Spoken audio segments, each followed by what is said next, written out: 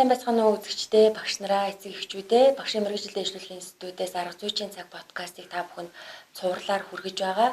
За энэ удаагийн дугаарт маань Баян зүрх дүүргийн 21-р сургуулийн сургалтын менежер Уланбаяр багш маань оролцож байна. За юуны өмнө танд хичээлийн шинэ жилийн мэндийг хүргэе. Бас багш нарын баярын мэндийг хүргэж байна.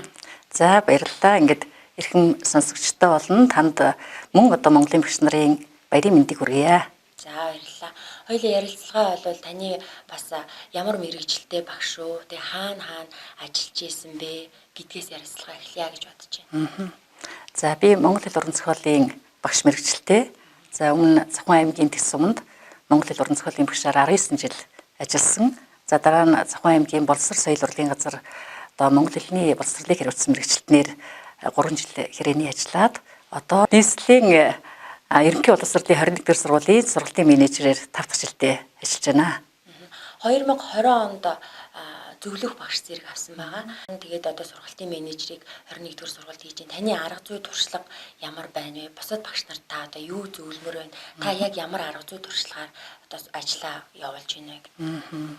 За хамгийн түрүүнд боловсролын байгууллагад одоо ажиллаж байгаа хүний хувьд хөтөлбөр төлөвлөлтийг би 1 номерт авч үздэг. За багш нарын маань хичээлийн төлөвлөлт ямар байна? Боловсролт нь бүрэн байна уу? Гүйцэд байна уу? За түүгээр дамжиж тавигдаж байгаа асуултууд оновчтой байна уу гэдэг дээр одоо илүү анхаардаг. За би өөрөө багш байхдаа бас тодорхой зохиомж, шатлал гээд технологиудыг боловсруулж өөрийнхөө нэрээр одоо бас туршиж тодорхой үр дүнгуудыг бас гаргаж явсан. Тэр энэ одоо хичээлийн арга зүйн технологио эргээд бодож байхад маш их оновчтой зүйлүүдийг хийжээ гэж өнөөдрийн өндөрлөгөөс би харж байгаа. Тухайн үедээ бол туршин ямар ч байсан үр дүнгийг би харах ёстой л гэдэг энэ хандлагаар одоо хэрэгжүүлээд явж ирсэн байхын. Тэгээд тухайлбал одоо 6 шаттай шатлал технологи маань тэгээд аль ч одоо хичээл дээр аваад хэрэглэхэд их боломжтой хөрвж болохоор тийм одоо арга зүйн технологи боловсруулж одоо хэрэглэж байсан.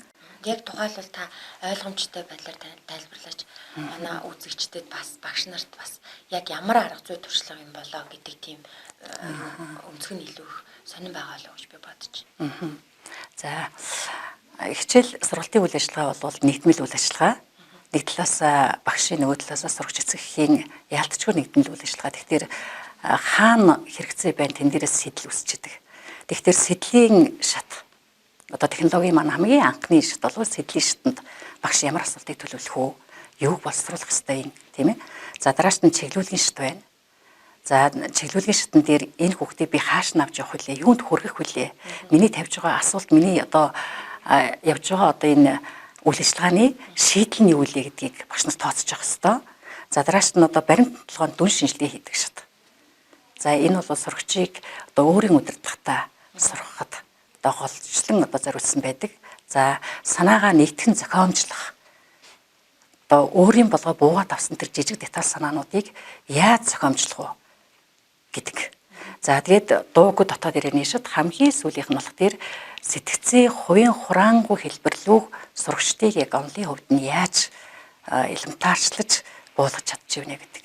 Энэ бол одоо цэвэр багшаас ур чадвар шаардсан ийм технологийн одоо боловсролт байсан. Тэгэд энэ технологиор одоо би сурагчтай хичээлээ тийм ээ хөтлөж ингэж явуулснаар хэл харьцааны хичээлийн хувьд бол өөрийгөө илэрхийлэх, нээлттэй байх. За одоо тэгээд нөгөө асуудал тулаад ирэхэд түүнийгээ задлан шинжлэж чаддаг, эргээгээд нэгтгэж чаддаг. Энэ чинь ийм л зүйл байсан байж та гэж хувийн хураангүй хэлбэрлөө оруулж чаддаг. Энэ нь одоо чадруудыг эзэмшиж байсан. Одоо тэгвэл та яг энэ байдал нөхцөл байдал бол яг энэ хосолсон сургалтын технологиор явж штеп. Та хэмээн бол онлайнаар. Тэгэхээр одоо яг таны над хэлээд байгаа нөгөө нийгэм шүү гэдэг зүйл орхигдоод байгаа юм шиг байна шүү. Ер нь бол тэгжил ажиглагдаж байна. Нийгэм шүү гэдэг зүйл орхиж байна. Яг ээж аав нар бол ажилтай гэл гараал явж байгаа шүү. Хүүхдүүдийг орхиол явж байна. Тэгэхээр сургууль дээрээ очиод нөгөө байнгын танхимын сургалттай байхад ч бас хүүхэд чинь цаанаа багш нараа чиглүүлээд анги хамт толныхоо дунд ингээ явахлаар хүүхэд чинь бас нийгэмшээдээ штеп. Тэгэхэд яг одоо бол 50-50% таа явж штеп. Тэгэхээр яг нөгөө таны саяны ярьснаар нийгэм шүү гэдэг зүйл орхигдоод байна. Тэгвэл яг танай сургуулийн хувьд те таны одоо энэ арга зүй ажлын онцлогийн хувьд энэ зүйл дээр яг яаж анхаарч ажиллаж байна? Танай сургууль яг энэ нийгэм шүү гэдэг зүйлийг хүүхдүүдтэй яаж чиглүүлж одоо арга барил технологиг ашиглаж байна. Тийм шүү. Одоо тэр сургуулийн менежерийн хувьд бол хамгийн түрүүнд одоо боловсруулаад ороод ирсэн хөтөлбөрийг нь үзэх, зөвлөх, тийм ээ, чиглүүлэх энэ үүрэг бол нэгдүгüрт байдаг. Тэгэхээр нөгөө давхар одоо далд хөтөлбөр гэж заавал байх хэрэгтэй багшд. Тийм ээ. Өнгөцгөн харахад бол яг тэр тухайн судалгааны одоо хэрэгжүүлэх үйл ажиллагааны хөтөлбөр юм шиг боловч түүний ард бол нөгөө нийгэмшүүг авч явах далд хөтөлбөр тэр үзэл санаа заавал тэнд боловсруулалттай хамт байж ах ёстой гэдгийг зөвлөөд ингээд хэрэгжүүлээд явж байна. Энэ бол манай сургуулийн бас нэг онцлог байгаа хаа гэж бодож байна. Тэгээд сургуулийн маань хувьд 8 соёл гэж байдаг. Заавал тэр 8 соёлын үзэл санаа аль судалгаан дээр одоо ээлжлэгчил дээр нь шингэж өгсөн байх ёстой. Тухайн 8 соёлоо та хэлж өгч байна. Мэндэлж хүндлэх гээл бач юм тийм ээ. Тэгээ бусдаа зөв боловсон харьцах, бусдын үгийг бүрэн сонсох, гүйцэд сонсох тийм ээ. Гэх мэтлэнгээр энэ чадварууд бол энэ 8 соёлтой бол шууд холбоотой хамааралтай. Тий. Энэ 8 соёлын юу одоо сургалтын хөтөлбөртөө заавал шингээх ёстой гэдэг зүйлийг та сургалтын менежерийн үед багш нартаа тавьсан. Ер нь бол танай сургууль энэ зүйлийг авч хэрэгжүүлээ явдаг байсан уу? Энэ өнгөрсөн хичээлийн жилээс сургуулийн захирал маань одоо бас менежментийн юу хийж штэ эргэлт хийж байна тийм ээ. Тэгээд 8 соёл гэж юм ерөөсө төлөвшүүлнэ гэдгийг бид нар зорьсон, тодорхойлсон. За тэгээд энэ бол зөвөр нэг лооц маягтай явах зүйл биш. Энэ судалгаатгуун болгоны хөтөлбөр ээлжлэгчээл болгоны боловсруулалтан дээр заавал үзэлснээ ард нь байж ах хэвээр гэдэг дээр бид нар нэгдсэн. Тэгээд одоо багш нартаа зөвлөж хөтөлбөрийг нь одоо хийлэхдээ далд хөтөлбөрөөрөө яг ямар санаа энд чинь байгаа вэ гэдгийг одоо хардаг. Одоо ингээд ээлжид хичээлийн төлөвлөгөөг боловсруулад тань дээр орж ирж шít багш нар тийм. Тэгэхээр одоо тэр багшийн хөтөлбөр илүү сайн байсан шүү гэж одоо таны санаанд бууж байгаа тийм байна. Ямар хичээл дээр ямар юуны одоо мэрэгжлийн багшийн хичээл дээр тэр одоо таны яриад байгаа 8 хүчтэй соёл шингэж илүү орж ирсэн байна. Илүү энэ бусад багш нарт яг ийм юмыг мэдүүлчих юмсан. Энэ багшийн хичээлийн агуулга дээр тэр нийгэмшүү гэдэг зүйл маш их сайн орж ирсэн байна. Таны санаанд байна уу? Ер нь бол ингээд нийтлэг харж байхад хэлэлцээний хичээлүүд тийм ээ түүх нийгмийн хичээлүүд одоо яг энэ хүүхдийг төлөвшүүлэх одоо төлөвшүүлэх гэжтэй нөгөө багш нар бас буруу ойлгочих үү дээ. Нөгөө 8 соёлыг маань илүү шингээж өгөхөд бас санаанд байна л гэж л би хэлэх гэж байна шүү дээ. Тийм. Ялангуяа одоо хэл харилцааны хичээл чинь өөрөө их онцлогтой хичээл. Амьдралын хичээлч гэж баг хэлж болохоор тийм ээ. Бүх одоо өгөгдлүүд нь амьдрал дээр бэлэн байждаг. Тэн дээрээс нөгөө хүмүүсийн хоорондын харилцааныхын зөвлөдүүдийг бас хүүхдэд илүү ойрхон одоо тусгаж болохоор тэрнгүүрээ даваа байсан ч байж магадгүй 8 соёл бол хэл харилцааны хичээл түүх нийгмийн хичээл дээр бол бас илүү ингээд далд хөтөлбөрөөрөө санаагаа тусгаад боловсруулалт хийсэн зүйлүүд бол байна. Одоо ингээд зөвлөх багш гэдэг ийм зэрэг авлаа. Тэгэхээр зөвлөх багш нар бол тодорхой хэмжээнд багш нар болоод одоо менежерүүд те манлайлах те өөрийн одоо ажлын онцлогоос шалтгаалаад арай өөр төвшөнд бас зөвлөөд ингээд явахаар байгаа шүү дээ. Тэгэхээр таны хувьд одоо бусад багш нарт хандаж, менежерүүдэд хандаж зөвлөхөөр одоо ямар мэдээлэл та тэрнээс хуваалцаж байна. За одоо бидний ажлын онцлог шууд сургуулийн менежмент шүү дээ ер нь. Тийм ээ. Тэгэхээр энэ утгаараа бол нөгөө сургууль дээр явж байгаа үйл ажиллагаанууд нэгдмэл зорилготой, нэгдсэн үйл ажиллагаатай байх ёстой. Гэтэ нэгдүгээр та хэлэх хэрэгтэй. Салангад олон үйл ажиллагаа явуулснаар одоо багшд болон сургууль эцэг их сурвалжлагчдад ялгаагүй нөгөө боловсролын харилцаанд оролцож байгаа талуудад ачаал болж хувирдаг. Тэгэхээр энэ ачааллыг яаж тэнцвүүлэх вэ гэхээр сургуулийн одоо зорилго нэгдмэл байх ёстой. Зорилгыг үдний жижигрээсээ ахуулаад бүх хүн мэддэг, тийм ээ? Эцэг их сурвалжлагчид бүгд мэддэг. Энэ хичээлийн жилийн зорилго юу юм бэ? Яг юунд чиглэгдсэн гэдгийг нь тодорхой байх хэрэгтэй. Дээрэс нь болох тэрлүү чиглэсэн үйл ажиллагаанууд нэгдмэл байх, нэгдсэн байх, салангат биш байх. Ялангуяа сургалтын одоо үйл ажиллагаа, дээрэс нь сургалтаас одоо гадуурх үйл ажиллагаа шүү дээ. Одоо нийгмийн ажилтны зүгээс явуулж байгаа үйл ажиллагаа, эрүүл мэндийн үйлчлэгээ, сэтгэл одоо зүйчийн явуулж байгаа үйл ажиллагаа бүгд нэгдмэл байж одоо хүн дээрээ нэгдсэн байдлаар байна. Энийг л маш сайн одоо олж харж томьёолдог, түүнийг хэрэгжүүлдэг л байх хэрэгтэй. Тий. Өнөөдрийн байдлаар одоо бид нар томьёолж чадаад байна шүү дээ ер нь бол. Тэр нөгөө хэрэгжүүлэх үйл ажиллагаан дээрээ очих дээрээ бас ингээд салангад болгочоод байгаа тийм зүйлүүд олон сургууль дээр харагдчихлаа л да. Миний нэг зорддог юм бол ерөөсөө л сургалт бол их айхтар академик байхаасаа илүүтэйгээр хүн байх талаас нь тийм ээ авч явах. За танхимын сургалтын үед бол бид нар одоо энэ цогц байдлаар хөтөлбөрөө хэрэгжүүлээд явдаг байсан. А өнөөдрийн одоо нөгөө танхимтай, цахимтай болоод ирэхээр магадгүй одоо онлын тал маань илүү цахим дээр одоо өгөгдөөд хүн байх тэр нийгэмшигүн талын юмнууд нь орхигдоод байна уу гэж бас эмзэгэлдгийн. А яг энэ утгаараа харах юм бол нөгөө хувь хүний чадрууд хүн байх тэр өнцөг нь нийгэмшигүн чадрууд гээд энэ зүйлүүдийг ямар одоо хувь проценттэй өнцгтэйгээр одоо хүмүүстэй өгөх үү, хүүхдүүдэд чиглүүлэх үү, багш нараа яаж хандуулах уу гэдэг бол тэр менежерийн үүрэг. Багш нартаа сургуулийн менежмент талаасаа зөвлөхөд нэг судлагдсан болгон дээр тус тусдаа заа харгын нийтлэгээд яваад байгаа шүү дээ. Монгол хэлний заа харгын нийтлэл, математик мэдээлэл зүйн заа харгын нийтлэгээд ингээд яваад байгаа. Миний бодлоор бол энэ яг судлагдсан дээр тулгуурласан заа харгын нийтлэл биш. Хүүхдэд тулгуурласан, анги бүлэг тулгуурласан заа харгын нийтлэл байх юм бол илүү үр дүнтэй гэж хардаг. Ер нь бол багш нарыгаа бас тэр тал руу авч явахыг бас хичээж ажиллаж байна. Өөрөөр хэлбэл одоо нөгөө 7 дугаар ангийнхны заа харгын нийтлэл тийм ээ. 8 дугаар ангийн заа харгын нийтлэл, 12 дугаар ангийн заа харгын нийтлэл гэж байх юм бол нөгөө хүүхдээр очих тэр мэдлэг маань системчлэгдсэн, цогц мэдлэг очих юм аа л гэж мэрэгжлийн багш нар нэгдэх шаардлагатай байна. Зөвхөн мэрэгжил дотроо явцсуугаар биш. Тий. Тэгээд энэ чинь нөгөө зөвхөн 6 дугаар ангид л ихэд тэр балчирхан хүүхдүүд чинь 16-аас 18 хичээлүүд ороод шүү дээ. Одоо суур улсралд. Гэтэл тэр олон ямиг нөгөө нэг хүн чинь системчлэж чадахгүй. Тэрийг хэн системчлэгийн? Гэхээр мэрэгжлийн багш нарт нэгдэж заа харгын нэгдэл болсноор одоо энэ системтэй мэдлэг хүүхдэрээ очиж буунаа. Энэ бол Монголын боловсролд хийх ёстой нэг номерын ажил гэж би өөрөө бодож бас энэ лүгээ чиглэж зүтгэж авдаг. Тэгэхээр нөгөө багш нар маань одоо байгаль нийгэм гэж айхтар ялгарахгүйгээр нэгдээд бие биенээсээ суралцах.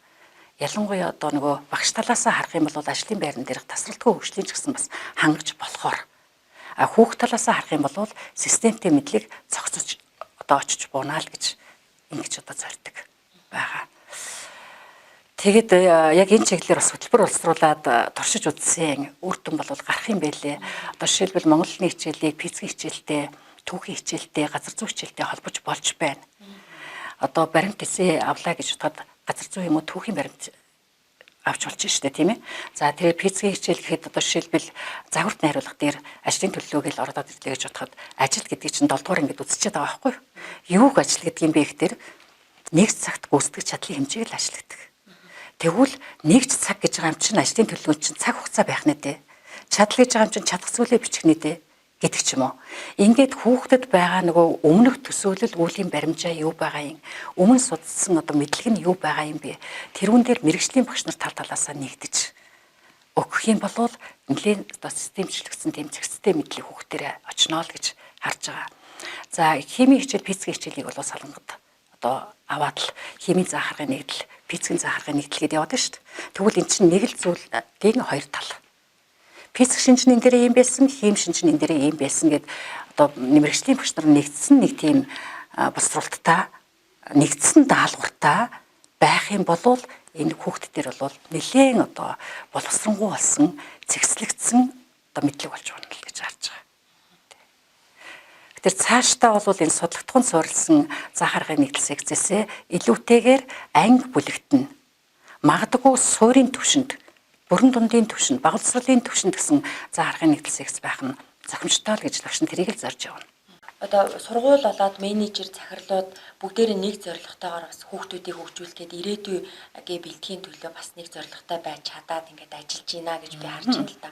Тэгэхээр эцэг эхчүүд бас өөрийн гэсэн бас үүрэг оролцоотой байх ёстой. Одоо бид нар бол бас завгүй гэдэг нийгэмд те сургууль багш нарт хүүхдүүдэд найд адил орхиод байна л да. Тэгэхээр та эцэг эхчүүдэд хандаж бас юу гэж хэлмээр байна, юу гэж зөвлөмөр байна. Тийш шүү. Одоо яг зөвхөн сургалт 100% танхимаар байхад бид нар арай өөр байсан тийм ээ.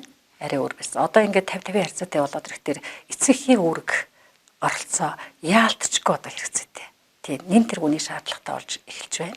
Тэгэхээр эцэгчүүд ялангуяа одоо багш нарыгаа ойлгодог, хамтарч ажилладаг, эцэг эцэстэл одоо өөр хүүхдийн сайн сайхны төлөө тийм ээ, сайн иргэн байхын төлөө, сайн хүн болохын төлөө хин одоо хичээлж хөдөлмөрлж байгаа. Тийм учраас сургалтын нэг тал бол яалтчгүй эцэг асар хамгаалагч мөн. Тэгэхээр сургууль багш нараа мэдэрч хамтардаг байх, ойлгодог байх, нэг нүгөө бас асуудлаа тавьдаг байх хамгийн чухал байна. Тэгээ ажилтаа гэдэг нөгөө гүгэд байна, даатгаад байна гэдэг чинь ялтчгүй бас байна, харагдаж байна. Гिचсэн хэдий боловч одоо бас юу гэдгийг те нөгөө дээхэн үедээ бол бид нар чинь нэг эцэгтэй харилцах дэвтэр гэдэл явуулдаг байлаа шүү дээ. Тий. Одоо тийм дэвтэртэй болчихжээ. Манай хүү 1-р ангид орсон багш нэг юм дэвтэртэй биднэрт хийх юм хевлээд наагаад явуулаад тэрийг орой болохоор уншаад байна. Бас өөрчлөлт бас байна, ирж байж тийм ээ. Тий. Тэгэхээр нөгөөхөө өмнөх юмаа уул болгож авч явбал бас зүгээр зарим юм дээр тий. Тэгээд над нөгөө юу хэлэх гээд байна вэ гэхээр эцэгхийн энэ харилцаа, нөгөө багштай харилцах харилцаа, сургууль багшаа дэмжих энэ хандлага энэ бол хамгийн чухал сургалтын одоо амин одоо сүнс болоод байна л гэдгийг л хэлэх гэж байна. Ерөнхийдөө бидний ярилцах цаг маань бас өндөрлөг тийшээ хандж байна. Та бол бас Монгол хэл уран зохиолын багшаар Завхан аймагта 19 жил багшилсан байна, ажилласан байна. Тэгэхээр мэдээж хэрэг таныг үзэж байгаа шавнар нь зөндөө олон байгаа ах. Эхнээсээ зүрх том болцгоос ээж аав нар болцгоос байгаа ах. Шавнартаа бас хандаж үг хэлэх ёстой болов. Цуг ажиллаж исэн багш нартай хандаж бас үг хэлэх боломжийг бас олгож байна. Бас нэг тухайн үед нэг сайхан дурсамж сэтгэл зүрхэнд чи мэдээж эргүүлсэн байх гэж бодож байна. Тэгэхээр тэр дурсамжаасаа хуваалцаад ярилцлага өндөрлөе гэж бодож байна. За баярлалаа. Тийш үү. Залуу сайхан насаа би Завхан аймгийн одоо боловсролын төлөө зориулсан. Үнэхээр одоо түүний хүүхдийн буянд нь бас сайн сайхан нэрийг сонсож явсан. Тэгэхээр одоо яалтчгүй Завхан аймгийн тэр дундаа Тэсмийн 10 жилийн дунд сургууль миний одоо амьдралтай сашгүй холбоотой. Намайг багш болгосон, намайг үлийдэж авсан хамт олон.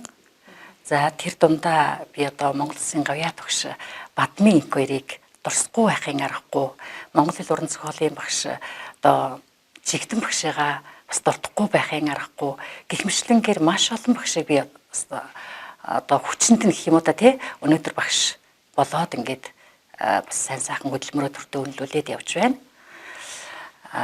Ер нь бол яг зүгээр олон шавнар маань энэ тэнд одоо багшийн мэргэжлийг өвлсөн үр бүтээлтэй сайн сайхан ажиллаад явж байгаа. За тэр дундаа сэтгүүлч мэргэжилтэй Үлзий баяр гээд шав маань байна. Тэгэд ерөнхийдөө яг би зүгээр олон л арга хэмжээ өөрөө хөтэлдэг байсан. Тэгээ нэг арга хэмжээ хөтлөхдөө яруу найрагч Үлзий баяр гээд дуудсан юм байна. Зарлж. За тэгсэн хөөс та мундаг манай улмаагч намайг яруу найрагч Үлзий баяр гэж одоо зарлсан шүү дээ. Тэгээд тэрнээс хойш тэр хүүхэд угаасаа ч өөрөө бичиж найруулах чадвар их мундагтай хүүхэд байсан. Эргэлт буцалтгүйгээр энэ сэтгүүлчийн энэ том талбар руу орсон. За миний амьдралд ингэж одоо өөрчлөлтийг та маань авчирсан шүү. Та намайг жижигхэн 7 дугаар ангийн хүүхэд байхад яруу найрагч Үлзий баяр гэж одоо зарлаж байсан. Тийм ээ. Тэгээ би үнэхээр яруу найрагч болсон юм шиг тэр цагаас хойш энэ гоё одоо мэдрэмжийг авч өөрийнхөө амьдралыг одоо өөрчилсөн таны шав чинь яруу найрагч Үлзий баяр болсон шүү гэд одоо надад зориулаад бас загтал бичиж байсан. Энэ цаг мөчид яг бүр шууд л ингээл бууж ийн л да. Тий.